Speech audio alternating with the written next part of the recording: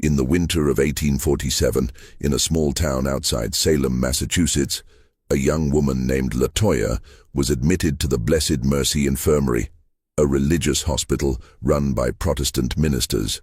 What happened during her 37 days of treatment was so disturbing that the attending physicians burned most of their records. Only one doctor's personal journal survived, hidden in his family's attic for over a century. The case file, marked "confidential, never to be discussed," contained details that challenged everything the medical community believed about the human mind and soul. Local church leaders pressured the hospital to seal the records permanently, and 3 of the 7 doctors who treated Latoya left Massachusetts within 6 months, never to practice medicine again. What you're about to hear has never been told in its entirety, until now. If you're brave enough to uncover the darkest secrets that religious institutions tried to bury, hit that subscribe button and comment below what state you're listening from. This channel isn't for everyone, only for those who dare to seek the truth that others fear to tell. The story begins with what seemed like a routine admission to a hospital that prided itself on combining Christian compassion with the latest medical knowledge of the time. The town of Millbrook, Massachusetts, sat like a watchful sentinel 15 miles northwest of Salem, its white-steepled churches rising above modest wooden homes that housed barely 800 souls. In 1847, the community remained deeply divided between the established Congregationalist families who had founded the settlement in 1692 and the growing number of Irish Catholic immigrants who had arrived seeking work in the textile mills along the Merrimack River. The Blessed Mercy Infirmary stood at the heart of this tension. A 3-story brick building erected in 1834 by Reverend Ezekiel Whitmore, a stern Congregationalist minister who believed that healing the body required first purifying the soul. The hospital's 20-bed capacity made it the largest medical facility between Boston and the New Hampshire border, attracting patients from across Essex County. Its staff of 7 physicians, all Protestant men trained at Harvard Medical School, prided themselves on applying both scientific method and Christian principles to their practice. Dr. Jonathan Aldrich, the hospital's chief physician, had studied under the renowned alienist Dr. Samuel Woodward at Worcester State Hospital. At 34, Aldrich possessed a methodical mind and an unwavering faith in both medical progress and divine providence. His colleagues respected his innovative approaches to treating what they called disorders of the mind, conditions that other physicians often dismissed as mere moral failings or demonic possession. The hospital's daily routine began at 5 in the morning with communal prayer, followed by rounds that concluded each evening with scripture reading. Patients, regardless of their religious background, were expected to participate in these Christian observances. The nuns of the nearby Sacred Heart Convent, despite their Catholic faith, were permitted to provide nursing care due to their medical training, a controversial arrangement that sparked heated debates in the town's Protestant churches. Dr. Aldrich maintained meticulous records of every patient, filling leather-bound journals with detailed observations about symptoms, treatments, and outcomes. His personal study, located on the hospital's 3rd floor, contained hundreds of these volumes dating back to the institution's founding. He believed that understanding the human condition required documenting not just physical ailments, but the spiritual and emotional struggles that accompanied them. The winter of 1847 had been particularly harsh, with temperatures dropping below freezing for weeks at a time. The hospital's coal-burning furnaces struggled to heat the building's drafty corridors, and the constant smell of carbolic acid mixed with wood smoke created an atmosphere that patients often described as oppressive.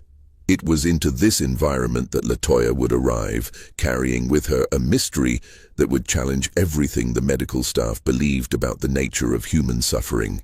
On the morning of January 15, 1847, a horse-drawn carriage struggled through the snow-covered streets of Millbrook, carrying a young woman who would soon become the subject of the most disturbing case in the hospital's history. Latoya appeared to be in her early 20s, with dark hair and olive skin that suggested mixed ancestry. a detail that would later prove significant in the prejudiced atmosphere of 1847 Massachusetts. She'd been found 3 days earlier by a farmer named Silas Hartwell, discovered unconscious in his barn, wearing only a thin cotton dress despite the frigid temperatures. When she regained consciousness, she spoke in whispers, claiming to remember nothing of how she had arrived there. Her only possessions were a small leather pouch containing 7 silver coins and a peculiar brass locket that bore no identifying marks. Dr. Aldrich's first examination revealed a patient in remarkable physical condition despite her ordeal. Her vital signs were normal, her reflexes sharp, and she showed no signs of frostbite or malnutrition. However, her behavior immediately struck him as unusual. She would only speak when directly addressed, answered questions with unsettling precision, and displayed an almost supernatural awareness of her surroundings. When he asked her full name, she responded simply, "Latoya," nothing more. The most puzzling aspect of her case emerged during the intake process. When asked about her religious background, Latoya's demeanor changed dramatically. Her hands began to tremble, her breathing became labored, and she whispered in what Dr. Aldrich initially assumed was Latin. However, Dr. A.T. Marcus Brennan, the hospital's youngest physician who had studied classical languages at Harvard, quickly realized she was speaking in a dialect he couldn't identify. "The words don't follow Latin grammar," Dr. Brennan noted in his report. "They seem to be a mixture of several languages, possibly including elements of what might be African or Caribbean dialects.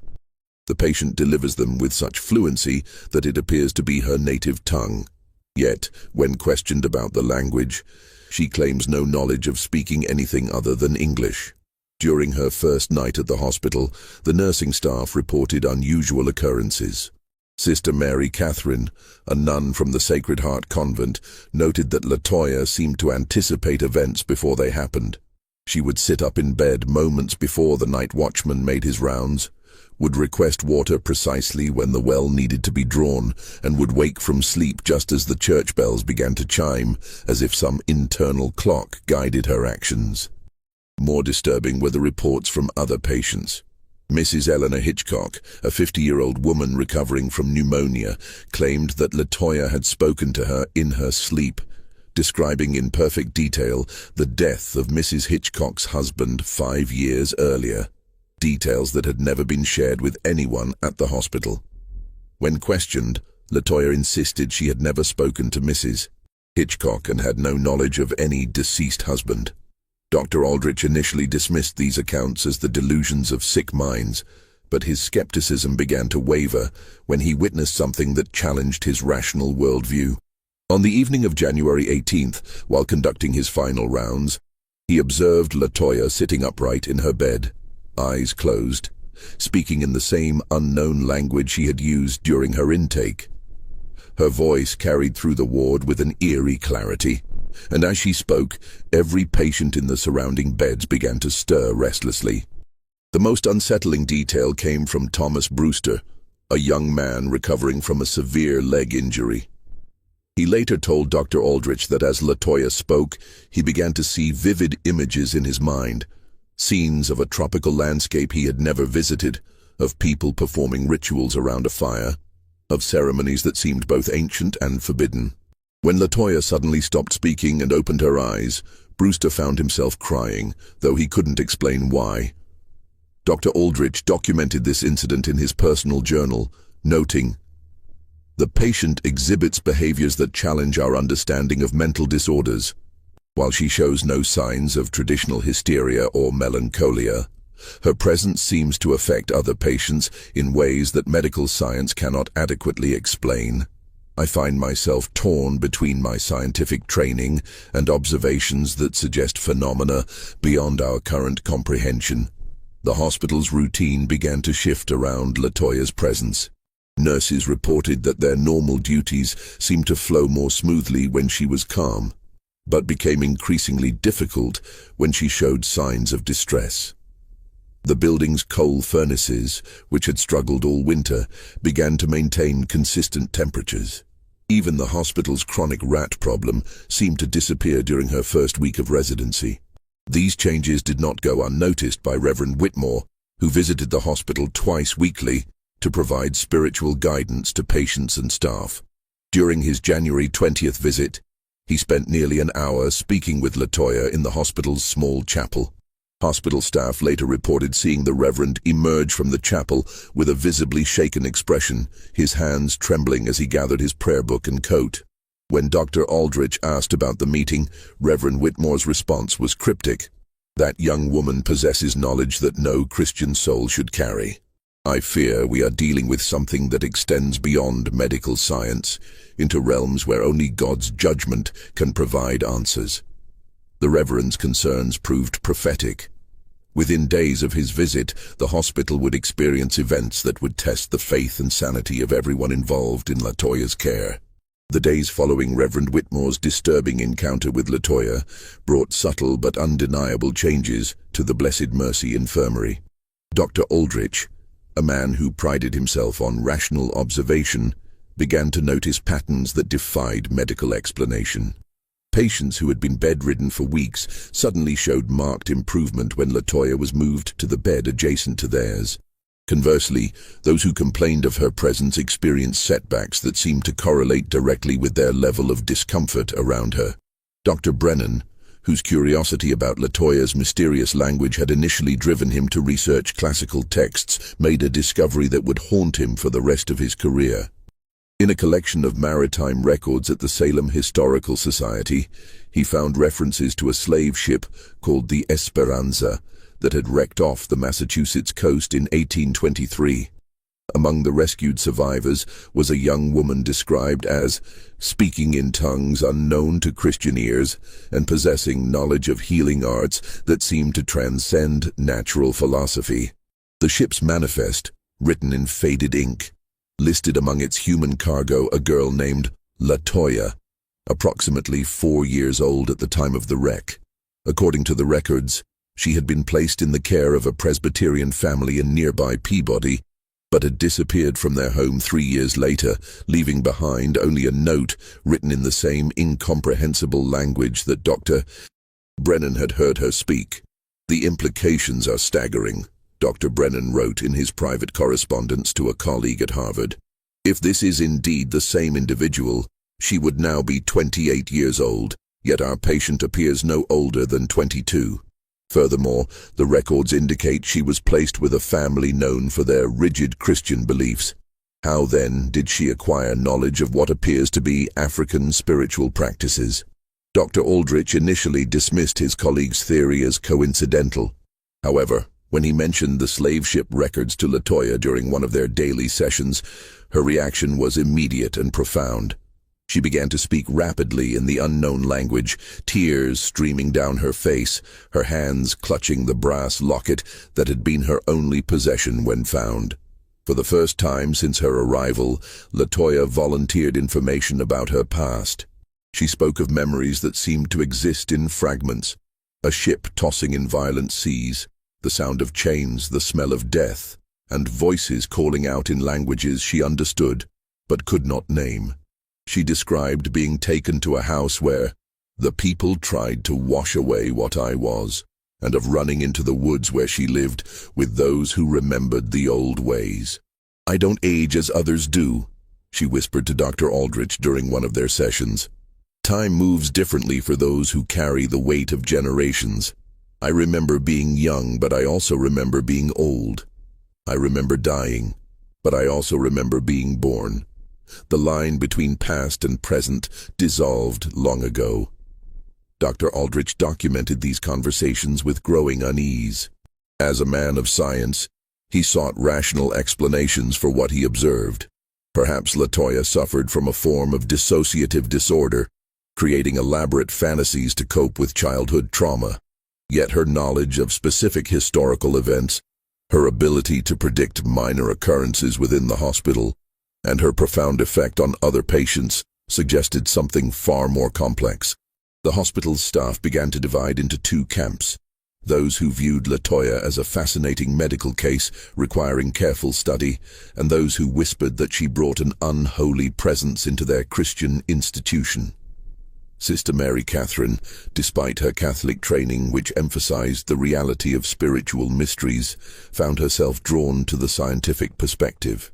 "I have witnessed what the Church calls miracles," she confided to Dr. Aldrich.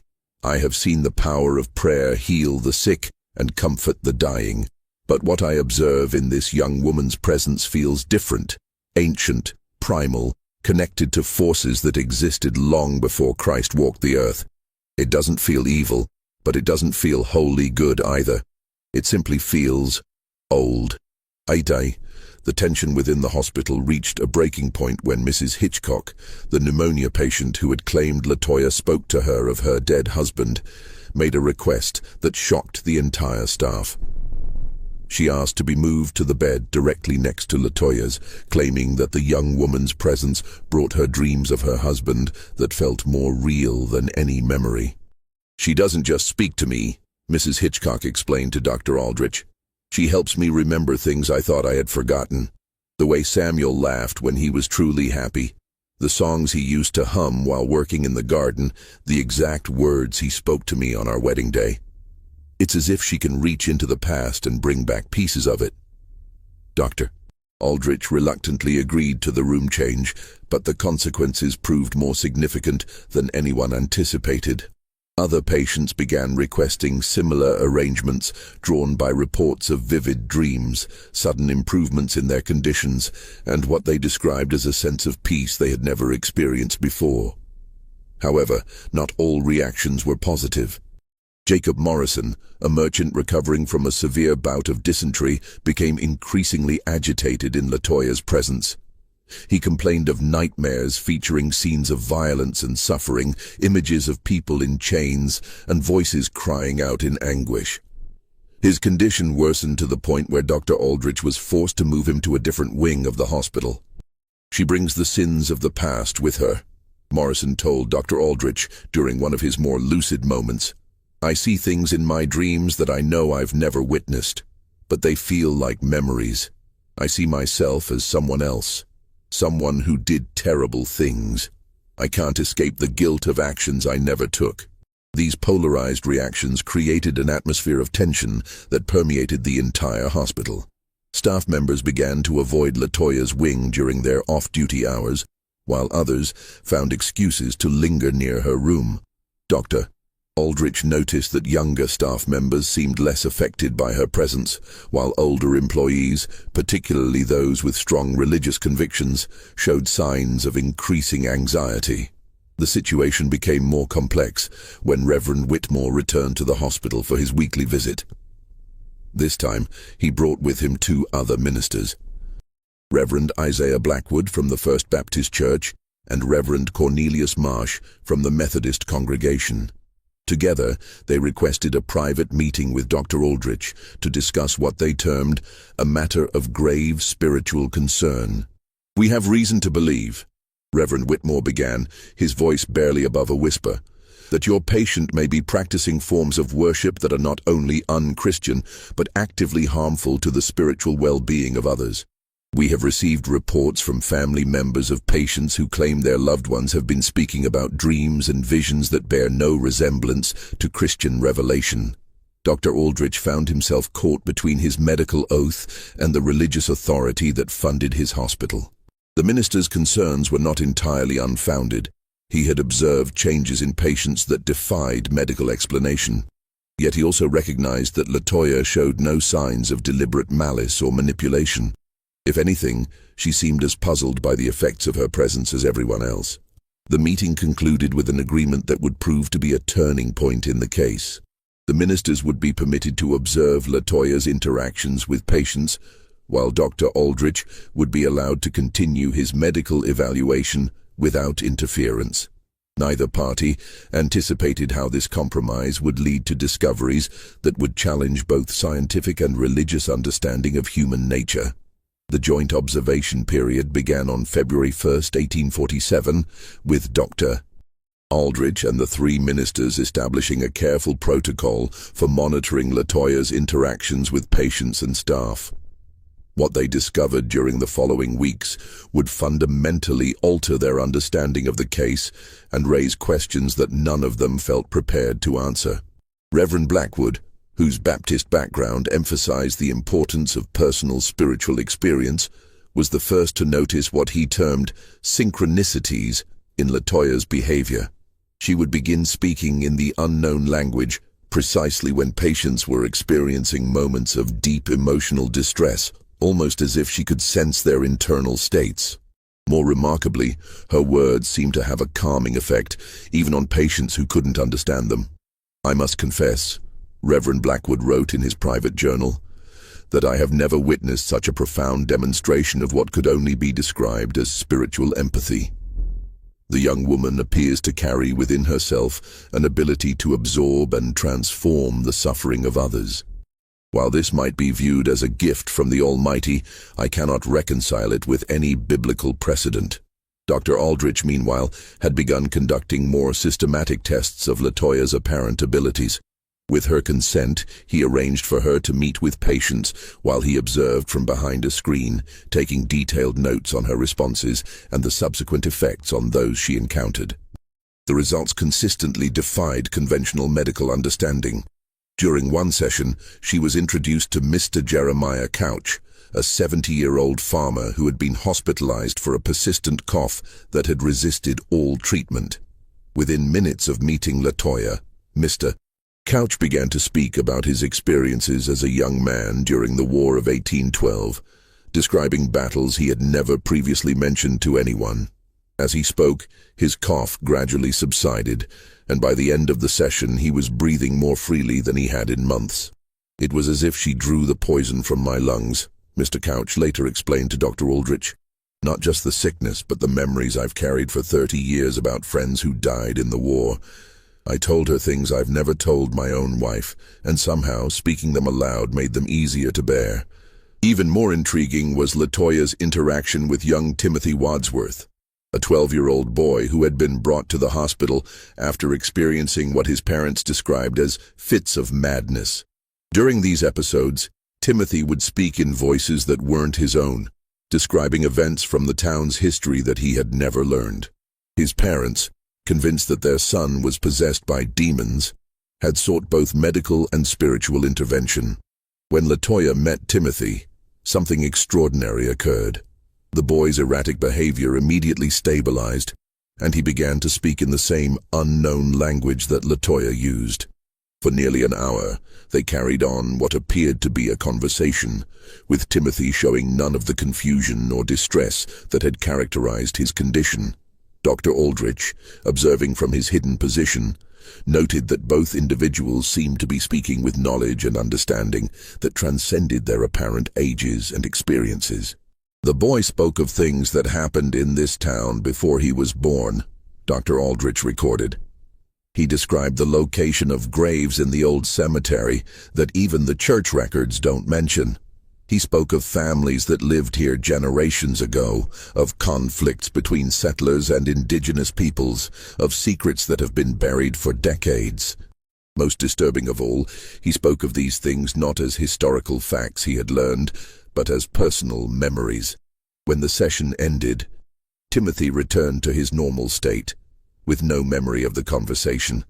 However, his episodes of madness ceased entirely, and within a week, his parents were able to take him home, fully recovered.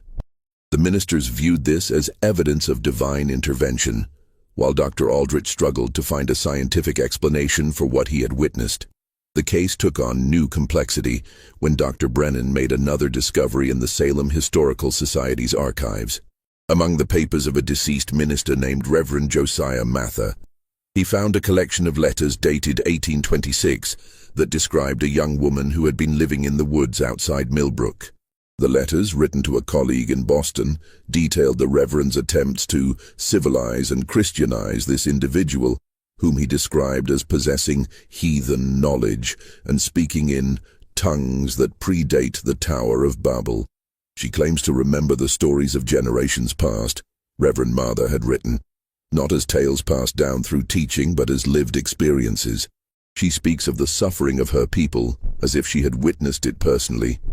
and demonstrates knowledge of healing practices that seem to draw upon forces beyond Christian understanding. I fear that in my attempts to save her soul, I may have encountered something that challenges the very foundations of our faith. The letters revealed that Reverend Mather had spent 3 years working with this young woman, whom he referred to only as the child of many mothers. His final letter, dated December 1829, was brief and troubling. I can no longer continue this work. The young woman has shown me truths about the nature of human suffering that I am not prepared to accept. I fear I have glimpsed something that mortal minds were never meant to comprehend. I pray that God will forgive me for abandoning this task, but I can no longer serve as a bridge between her world and ours. Dr. Brennan shared this discovery with his colleagues, creating a new wave of speculation about Latoya's true identity and origins. The time frame aligned perfectly with the period following her disappearance from the Presbyterian family, suggesting a continuous narrative that spanned more than 2 decades. The hospital's atmosphere became increasingly charged as staff members began to report their own unusual experiences. Nurse Margaret Thornton claimed that she had begun experiencing vivid dreams about historical events in Millbrook, including details about the town's founding that she had never learned. Dr. Samuel Hartwell, the hospital's oldest physician, reported that he had started remembering conversations with patients who had died years earlier, as if their voices were speaking to him through Latoya's presence. These reports created a growing sense of unease among the hospital staff. Some began to avoid Latoya's wing entirely, while others found themselves drawn to spend more time there, claiming they felt more connected to their work and more aware of their patients' deeper needs. The division between these two groups created tension that affected the hospital's daily operations. Dr. Aldrich found himself in the difficult position of maintaining medical objectivity while acknowledging that he was dealing with phenomena that seemed to transcend conventional science. His own experiences with Latoya had begun to affect his worldview in ways that concerned him. He had started to remember details about his own childhood that he had long forgotten, and he found himself understanding his patients' conditions with an intuitive insight that seemed to bypass his medical training. "I fear I am losing my scientific detachment," he confided to his private journal. "The young woman's presence has awakened something within me that I cannot name. I find myself seeing patients not merely as collections of symptoms to be treated, but as complex beings carrying the weight of their personal histories, their ancestral memories, and their deepest fears. This enhanced empathy makes me a more effective healer, but it also makes me question everything I thought I knew about the nature of human consciousness." The situation reached a critical point when Mrs. Hitchcock, the pneumonia patient who had initially requested to be moved near Latoya, made a revelation that would change the entire direction of the case. During what she thought would be her final night in the hospital, she asked to speak privately with Dr. Aldrich about something she had learned from her extended interactions with Latoya. "Doctor," she whispered, her voice weak but urgent, "I need to tell you something about what she's shown me. It's not just about my Samuel or about the past. She's shown me things about this town, about this very hospital, that I think you need to know. There are secrets buried here, secrets that people have died to protect, and I think she knows where they're hidden." Mrs. Hitchcock's revelation sent shockwaves through the hospital's leadership. Dr. Aldrich immediately arranged for a private meeting with the dying woman, while Reverend Whitmore insisted on being present to provide spiritual guidance. What they learned during that February evening would transform their understanding of both Latoya's case and the dark history of Millbrook itself. "She doesn't just remember the past," Mrs. Hitchcock explained, her breathing labored but her voice clear. "She carries it with her like a burden. During our conversations, she showed me things about this town that happened before any of us were born. She told me about the land this hospital was built on, about what happened here before the first brick was laid." According to Mrs. Hitchcock, Latoya had revealed that the Blessed Mercy Infirmary stood on what had once been a sacred burial ground used by the indigenous Pennacook people The area had been considered so spiritually significant that tribal elders had performed ceremonies there to honor not only their own ancestors, but also the spirits of those who had suffered and died in the region, including enslaved people who had been brought to Massachusetts in the early days of the colony. She spoke of bones beneath the foundation. Mrs. Hitchcock continued. Not just native bones, but the remains of people who died in chains, who were buried without Christian rites, who were forgotten by history. She said their spirits have been calling out for recognition, for justice, for someone to remember their names and their stories. Dr. Aldrich felt a chill that had nothing to do with the February weather. The hospital's construction records from 1834 had mentioned the discovery of irregular burial remains during the excavation, but Reverend Whitmore had ordered them to be quietly relocated to make way for the foundation. The minister's face had gone pale at Mrs. Hitchcock's words, confirming what Dr. Aldrich had begun to suspect. "There's more," Mrs. Hitchcock whispered. "She told me about a doctor who worked here in the early days, Dr. Nehemiah Blackwood, Reverend Blackwood's own father. He was conducting experiments on patients, particularly those who were brought here against their will. Runaway slaves, native people who had been captured, immigrants who had no families to protect them. He was trying to understand what he called the primitive mind, and he kept detailed records of everything he did. The implications were staggering. If Latoya's revelations were accurate, the hospital had been built on a foundation of both literal and metaphorical graves, and its early years had been marked by medical practices that violated every principle of Christian charity. Dr. Aldrich realized that he needed to investigate these claims, but he also understood that doing so could destroy the institution that employed him. Over the following days, he began a careful search of the hospital's oldest records, stored in the basement archives. What he found there would haunt him for the rest of his life. Hidden among routine medical reports and administrative documents, he discovered a collection of leather-bound journals bearing the name Dr. N. Blackwood, volumes that detailed experiments and procedures that would have been considered horrific even by the standards of 1847. Dr. Nehemiah Blackwood had indeed conducted unauthorized medical experiments on vulnerable patients. His journals described attempts to map what he called racial characteristics of pain response, procedures designed to test the limits of human endurance, and detailed studies of how different ethnic groups reacted to various forms of psychological torture. Most disturbing of all, he had specifically sought out patients who claimed to possess spiritual abilities or cultural knowledge that differed from Christian tradition. "I have identified several specimens who demonstrate what can only be described as heathen enlightenment," one entry read. "These individuals, primarily of African or native origin, exhibit heightened sensitivity to stimuli that do not affect Christian patients. By subjecting them to controlled conditions of stress, I hope to isolate the source of their unnatural abilities and determine whether such traits can be eliminated through proper medical intervention." The journals revealed that Dr. Blackwood had been particularly interested in patients who spoke in unknown languages or demonstrated knowledge of historical events they couldn't possibly have witnessed. His treatments involved a combination of physical restraint, sensory deprivation, and what he termed spiritual realignment, procedures designed to break the connection between patients and their cultural or ancestral memories. Most chilling of all was his final entry, dated November 15, 1838. "The young woman brought to us from the woods has proven resistant to all conventional treatments. Her ability to access memories that appear to span generations has only grown stronger despite our interventions.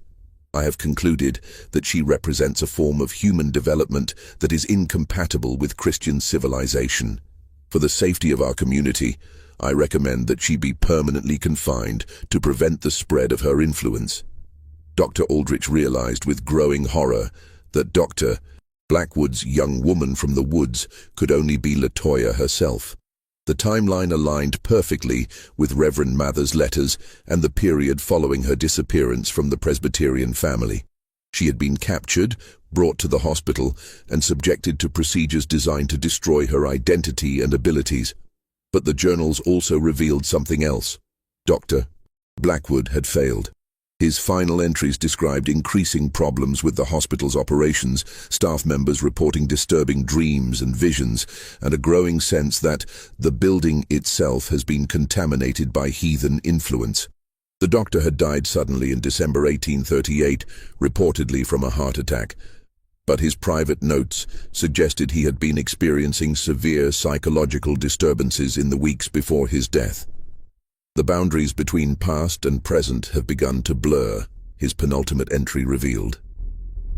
I find myself remembering things that happened to my patients as if they were my own experiences. I dream of chains and whips, of children torn from their mothers' arms, of ceremonies conducted in languages I do not understand.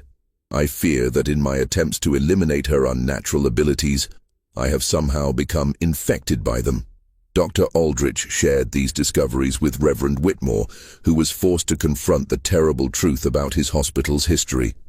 The minister had known about the burial ground and had approved the removal of the remains, but he had been unaware of Dr. Blackwood's experiments.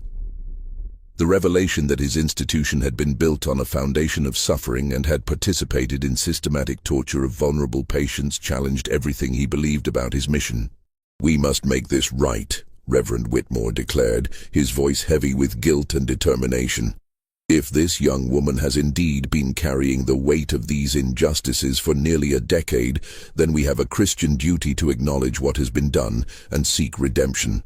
But as they prepared to confront Latoya with what they had learned, the hospital experienced a series of events that suggested the situation was far more complex than they had imagined.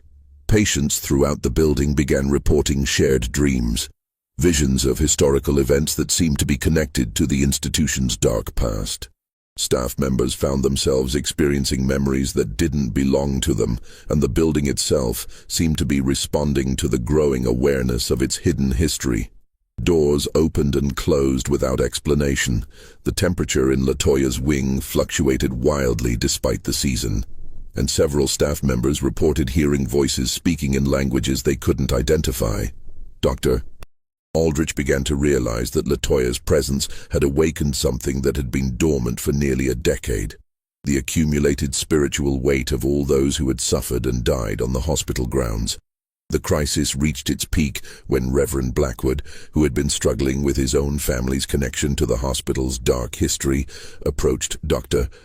Aldrich with a confession that would change everything they thought they knew about the case. "I need to tell you something about my father," he said, his voice trembling with emotion. "Something that I've kept hidden for nearly 30 years. He didn't die of a heart attack. He took his own life, but not before he told me about the young woman he had been treating. He said she had shown him things about our family's past that he couldn't bear to live with.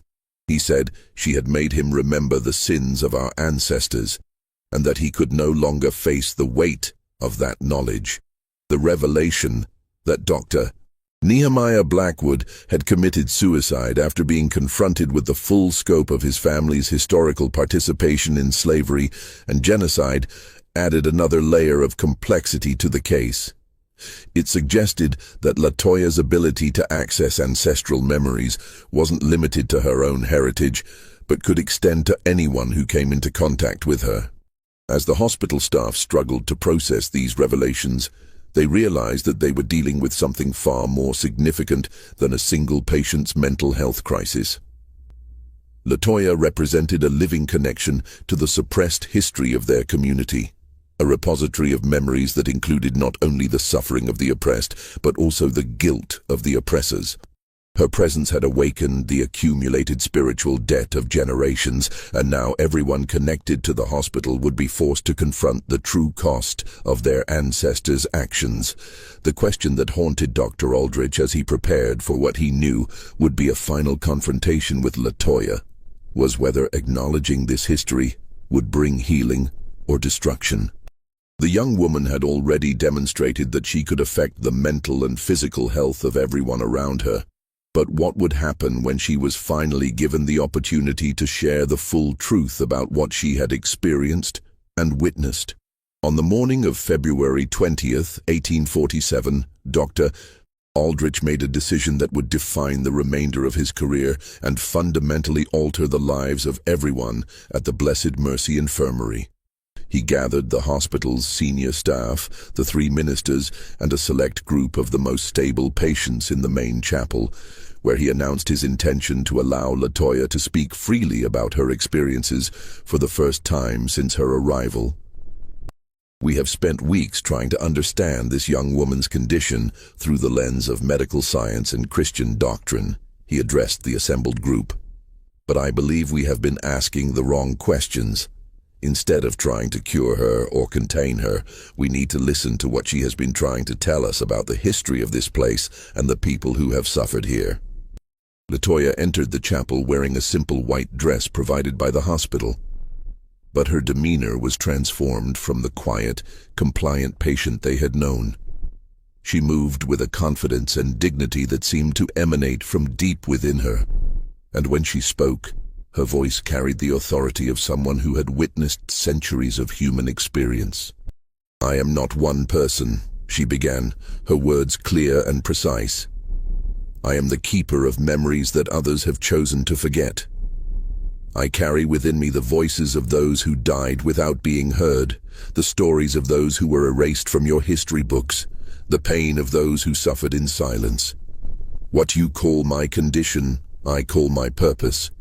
She moved to the center of the chapel, and as she did, the temperature in the room seemed to shift, becoming both warmer and cooler simultaneously, as if different seasons were occupying the same space. Several people in the audience gasped as they felt what they later described as the presence of others, invisible figures standing alongside Latoya, filling the chapel with spirits that had been waiting decades to be acknowledged. "This building stands on sacred ground," Latoya continued, her voice taking on a rhythmic quality that seemed to resonate in the very walls. "Before your ancestors built their hospital here, my people, and I claim kinship with all who have suffered, gathered in this place to honor the dead and heal the living. The Pennacook buried their sacred ones here, and later, the bodies of enslaved people were hidden in this earth when their masters denied them proper burial." Dr. Aldrich felt his scientific skepticism crumbling as he watched the effect of her words on the assembled crowd. Patients who had been struggling with various ailments began to sit straighter, breathe more easily, as if some burden was being lifted from their shoulders. Staff members who had reported strange dreams and visions nodded in recognition as Latoya described experiences that matched their own. "When Dr. Nehemiah Blackwood brought me here in 1838, he believed he could break the connection between my spirit and the ancestors who speak through me," she said, looking directly at Reverend Blackwood, whose face had gone ashen. "He used instruments and techniques designed to sever the bonds that allow me to carry their memories. But suffering only deepened my ability to hold their stories. Every moment of pain he inflicted added another voice to the chorus I carry within me." The revelation that Latoya had been a prisoner in the hospital for months, subjected to experimental procedures designed to destroy her cultural identity, sent shockwaves through the audience. Several staff members began to weep as they realized they were working in an institution built on such systematic cruelty. "Your father," Latoya addressed Reverend Blackwood directly, "came to understand what he had done only in his final weeks. The memories I carry are not just of my own people's suffering, but of the pain inflicted by all who came before us. When he looked into my eyes during our last session, he saw not just the anguish of his victims, but the spiritual torment that comes from participating in such evil. He could not live with that knowledge." Reverend Blackwood stood up, his legs unsteady, tears streaming down his face. "What can we do?" he asked, his voice breaking. "How can we make amends for what has been done?" Latoya's expression softened, and for the first time since her arrival at the hospital, she smiled. "Acknowledgement is the first step toward healing," she said. "But true redemption requires action. The spirits that gather in this place are not seeking revenge. They are seeking recognition, remembrance, and a commitment that such suffering will not be forgotten or repeated." She moved toward the altar where Reverend Whitmore conducted his weekly services, and as she did, something extraordinary began to happen. The patients in the chapel started to speak, but not in their own voices. Mrs. Hitchcock, the pneumonia patient who had formed such a strong connection with Latoya, began to recite names, dozens of names of people who had been buried on the hospital grounds without markers or acknowledgement. Young Timothy Wadsworth, the boy who had been considered possessed, stood and began to describe in perfect detail the layout of the original Pennacook burial ground, including the location of ceremonial artifacts that had been disturbed during the hospital's construction. Other patients, speaking in voices that seemed to come from beyond themselves, shared stories of families separated by slavery, of children who had died in captivity, of rituals and traditions that had been forbidden and forgotten. Dr. Aldrich realized he was witnessing something that transcended any medical or religious framework he had been trained to understand. The patients weren't exhibiting symptoms of mental illness. They were serving as conduits for historical testimony that had been suppressed for generations. Latoya had somehow created a space where the dead could finally speak through the living. "The healing you practice in this building," Latoya said, addressing the medical staff, "cannot be complete while it rests on a foundation of unacknowledged suffering. Every patient who enters here carries not only their own pain, but the inherited trauma of their ancestors. Until you recognize this truth, your treatments will only address the surface of human anguish." Dr. Samuel Hartwell, the hospital's oldest physician, stood up shakily and walked toward Latoya. "I have practiced medicine for 40 years, he said, his voice filled with wonder. "I have seen patients recover from ailments that should have killed them, and I have watched others die from conditions that seemed minor. I never understood why some people seemed to carry burdens far greater than their individual circumstances could explain. You're telling us that healing requires addressing not just physical symptoms, but generational wounds." "Yes," Latoya replied, "and it requires understanding that the boundaries between life and death, between past and present, are not as fixed as your science pretends. The ancestors live within us, and their unresolved pain becomes our pain. Their unfinished business becomes our burden. Only by honoring their stories and learning from their experiences can we hope to heal ourselves and our communities." Sister Mary Catherine, who had been observing quietly from the back of the chapel, stepped forward. "In my faith tradition, we believe in the communion of saints. The idea that the dead remain connected to the living through divine love. What you're describing sounds like a more complex version of that same truth. The spirits that speak through you aren't separate from us. They're part of the ongoing human story." Latoya nodded approvingly. "Your understanding brings us closer to the truth. But this connection comes with responsibility. Those who carry ancestral memories, as I do, serve as bridges between worlds. We help the living understand the cost of forgetting, and we help the dead find peace through remembrance." The atmosphere in the chapel had become charged with an energy that everyone present could feel, but none could fully explain. Dr. Aldrich noticed that the light filtering through the windows seemed brighter, the air felt cleaner, and the constant background noise of the hospital's daily operations had faded to a peaceful silence. "Just when we thought we'd seen it all, the horror in Millbrook intensifies."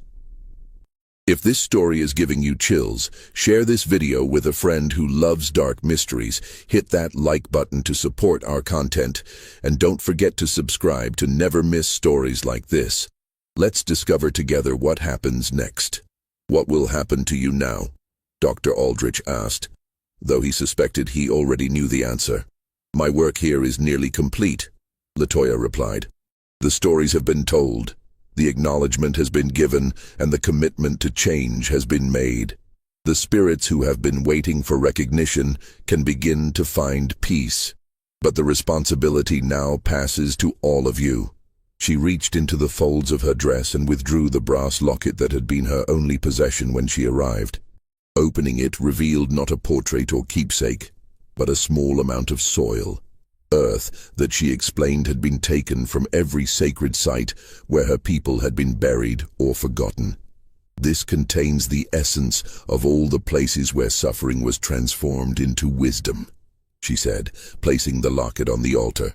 As long as this remains here in a place of honor, the hospital will remember its true purpose, not just to heal individual bodies, but to address the wounds that span generations. Dr. Aldrich felt tears running down his cheeks as he began to understand the full scope of what had transpired.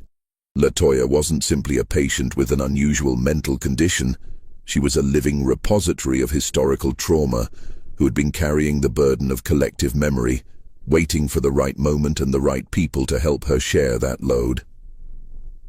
"Will we see you again?" he asked. Latoya's smile was both sad and hopeful.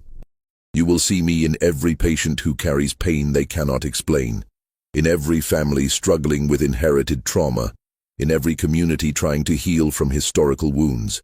The work I do continues through others who are willing to listen to the voices that speak from the past." As she finished speaking, something remarkable happened. The patients who had been serving as conduits for ancestral voices began to return to their normal states, but they retained clear memories of what they had experienced. More importantly, they reported feeling lighter, as if burdens they hadn't known they were carrying had been lifted from their shoulders. Mrs. Hitchcock later described the experience as the most profound spiritual encounter of my life. She said that after serving as a voice for the unnamed dead, she felt a deeper connection not only to her deceased husband, but to the entire human community. Her pneumonia symptoms, which had resisted all medical treatment, disappeared completely within days of the chapel gathering. Young Timothy Wadsworth's parents reported that their son's episodes of madness never returned, but he retained an unusual sensitivity to historical sites and an ability to comfort others who were experiencing grief or trauma. Dr. Aldrich would later write that the boy seemed to have inherited a portion of Latoya's gift for serving as a bridge between the living and the dead. But perhaps the most significant change occurred in Dr. Aldrich himself. The experience in the chapel had fundamentally altered his understanding of medicine, healing, and the nature of human consciousness. He began to develop treatment approaches that addressed not only physical symptoms, but the psychological and spiritual dimensions of illness, methods that would later influence the development of what would become known as holistic medicine. In the days following the chapel gathering, the Blessed Mercy Infirmary underwent a transformation that amazed both staff and patients. The building itself seemed to breathe more easily, as if a weight that had been pressing down on it for decades had finally been lifted. Patients recovered more quickly, staff worked with renewed purpose, and the atmosphere of tension that had characterized the hospital for weeks gave way to a sense of peace and healing. Dr. Aldrich spent long hours documenting everything that had occurred, creating a detailed record that would serve as both medical case study and historical testimony. However, he soon discovered that the political and religious climate of 1847 Massachusetts was not ready to accept the implications of what had transpired at the hospital. Within a week of the chapel gathering, Reverend Whitmore received visits from several prominent community leaders, including the mayor of Millbrook and representatives from the Massachusetts Medical Society. They had heard rumors about unusual practices at the hospital and demanded explanations for reports of patients speaking in unknown languages and claims about the building's history. "We cannot allow this institution to become associated with heathen practices or spiritualist nonsense," Mayor Harrison Blackwell declared during an emergency meeting with the hospital's leadership. "The reputation of our community depends on maintaining proper Christian standards in all our civic institutions." Dr. Aldrich found himself in an impossible position. The evidence of what had occurred was undeniable. Patients had recovered from conditions that had resisted all conventional treatment, and the hospital's overall functioning had improved dramatically. Yet he could not explain these improvements without acknowledging phenomena that challenged both medical orthodoxy and religious doctrine. The political pressure intensified when several family members of former patients began asking uncomfortable questions about their loved ones' treatment during the early years of the hospital's operation. Dr. Nehemiah Blackwood's journals had revealed systematic abuse that could have resulted in criminal charges if the doctor had still been alive. The current leadership faced the possibility of legal action and public scandal if the full truth about the hospital's history became widely known. It was Latoya herself who provided a solution to this dilemma. On the morning of February 28th, exactly 6 weeks after her arrival, she requested a private meeting with Dr. Aldrich. When he arrived at her room, he found her packing the few belongings she had acquired during her stay. "It's time for me to leave," she said simply. "My work here is finished, and my continued presence would only create problems for you and the hospital." "Doctor," Aldrich protested, arguing that she still needed medical care and that the hospital owed her compensation for the suffering she had endured. But Latoya's response revealed the depth of her wisdom and her understanding of the political realities they faced. "The healing that needed to happen has occurred," she explained. "The spirits have been acknowledged, the truth has been spoken, and those who were ready to hear it have received the message. Forcing others to accept what they're not prepared to understand would only create resistance and undo the progress that has been made." She handed him a letter she had written, addressed to the hospital's board of directors. In it, she formally released the institution from any responsibility for her care and requested that her medical records be sealed to protect the privacy of all involved. She also included specific instructions for honoring the sacred nature of the burial ground beneath the hospital and recommendations for treatment approaches that would address the psychological and spiritual dimensions of illness. "What will you do now?"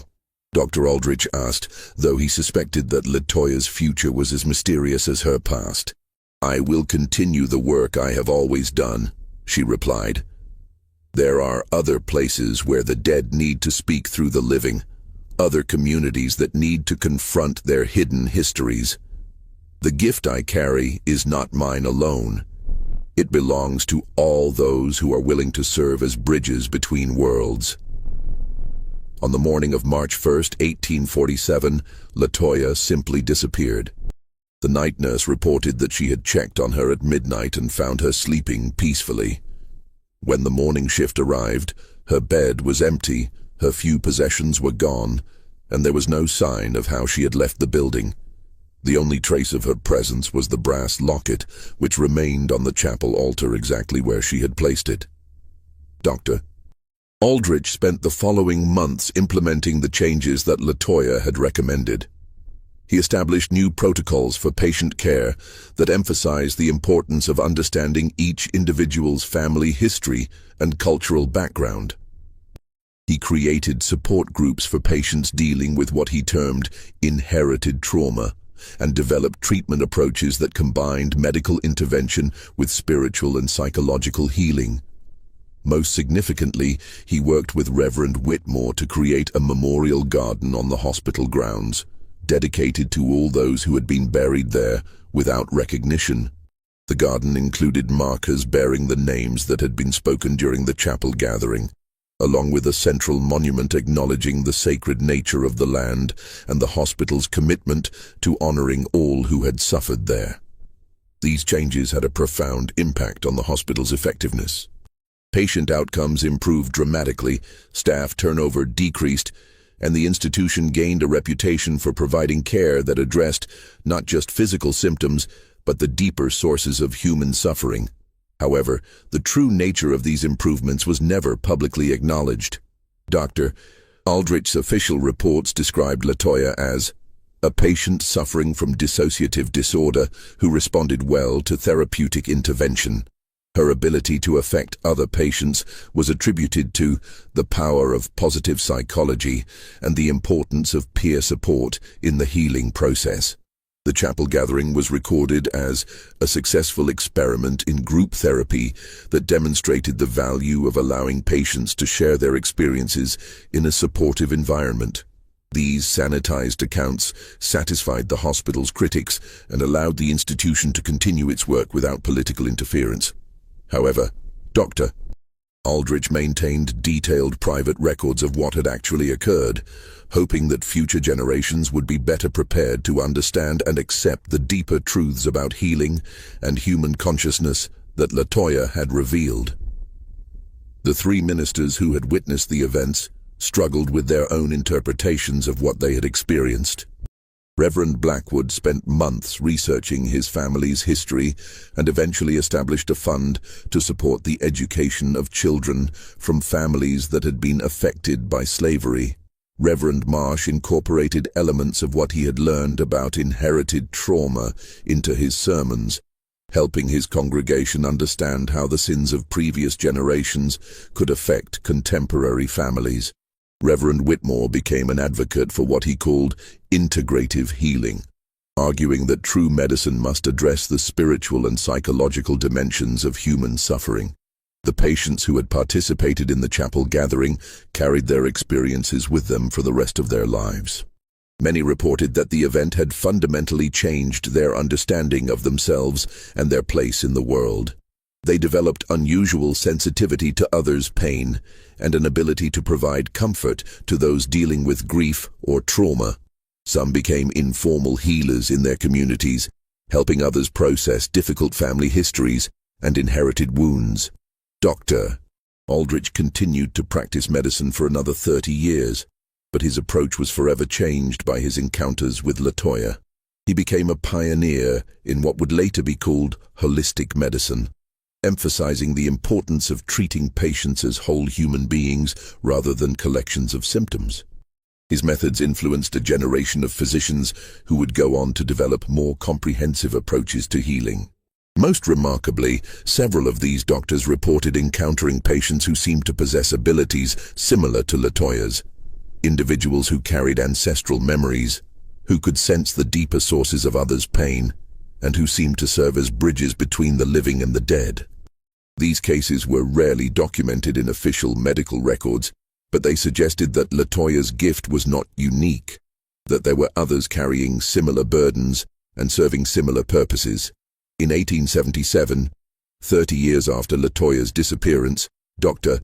Aldrich received a letter from a colleague in Ohio who described treating a young woman who matched Latoya's description and demonstrated identical abilities.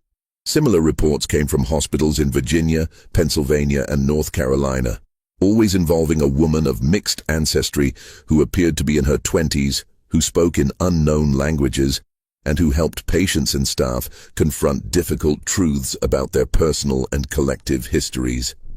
Dr. Aldrich began to suspect that Latoya was part of a larger phenomenon, a network of individuals who carried the responsibility for preserving and sharing suppressed memories. Whether they were all manifestations of the same consciousness or separate individuals with similar gifts remained a mystery that he would never solve. He spent his final years compiling his records and reflecting on the implications of what he had witnessed. In his last journal entry, written just before his death in 1889, he offered his ultimate conclusion about the case that had defined his career.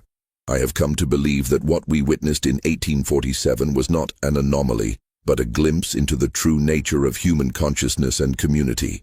We are not separate individuals, but part of an interconnected web of experience that spans generations.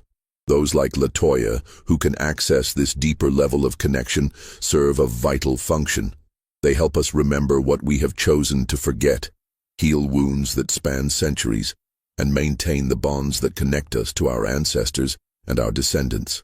Modern medicine focuses on treating individual symptoms, but true healing requires addressing the collective trauma that shapes our communities and our world. The brass locket remained on the chapel altar until the hospital was demolished in 1923 to make way for a modern medical facility. According to the demolition records, the locket was never found among the building's artifacts, leading some to speculate that it had been taken by someone who understood its significance. Others believed that it had simply returned to the earth from which it came, its purpose fulfilled. Today, the site where the Blessed Mercy Infirmary once stood is occupied by a small park. Few visitors know about the building's history or the extraordinary events that occurred there in 1847. However, Those who are sensitive to such things report feeling an unusual sense of peace in the area, as if the land itself remembers the healing that took place and continues to offer comfort to those who need it. The story of Latoya's case raises profound questions about the nature of consciousness, the reality of ancestral memory, and the possibility that some individuals serve as living bridges between past and present. Whether these phenomena have natural explanations that science has yet to discover, or whether they represent genuine contact with spiritual realms, remains a matter of personal interpretation. What cannot be disputed is the transformative effect that Latoya's presence had on everyone who encountered her. The patients who met her, the staff who cared for her, and the community leaders who had to grapple with the implications of her revelations all reported that the experience fundamentally changed their understanding of healing, human connection, and the importance of acknowledging difficult truths about the past. Perhaps most significantly, the case demonstrates that healing, whether individual or collective, requires more than treating surface symptoms. True recovery demands that we confront the deeper sources of pain, acknowledge the ways that historical trauma continues to affect present-day communities, and create spaces where suppressed voices can finally be heard and honored. The mystery of who Latoya really was, how she acquired her extraordinary abilities, and where she went after leaving the hospital may never be solved. But her legacy lives on in the lives she touched and the understanding she shared about the complex relationship between past and present, between individual suffering and collective healing, and between the medical treatment of symptoms and the deeper work of addressing the spiritual and psychological wounds that span generations. This terrifying case reminds us that some of history's most important lessons come not from those who held power, but from those who carried the burden of remembering what others chose to forget. In our modern world, where we often focus on moving forward and leaving the past behind, Latoya's story suggests that true progress requires looking backward as well, acknowledging the suffering that came before us, honoring those who have been forgotten, and recognizing that the dead continue to speak through the living in ways that science is only beginning to understand. What do you think about this disturbing case from 1847 Massachusetts? Do you believe that some people can truly carry ancestral memories? Or do you think there's a more conventional explanation for what the doctors witnessed? Share your thoughts in the comments below, and if this story has given you chills, make sure to subscribe and hit that notification bell for more dark mysteries that challenge everything we think we know about human consciousness and the hidden connections between past and present. Until next time, remember that the most terrifying stories are often those that force us to question the very nature of reality itself.